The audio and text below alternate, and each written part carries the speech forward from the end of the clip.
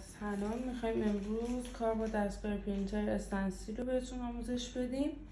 الان این طرحی هست که میخوایم پرینت بگیریم. این طرح دورش سیاهه و وقتی که این طرح رو بخوایم پرینت بگیریم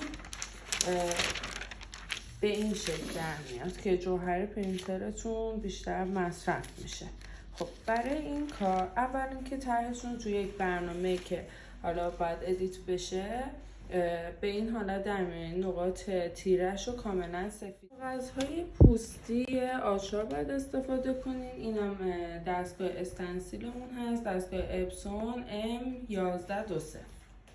خب عکس رو میزنیم برای پرینت.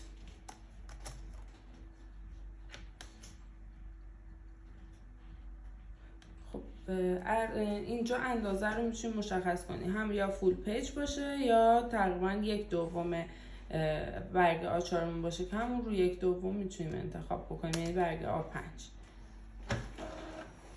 دیگه رو پرینت کردم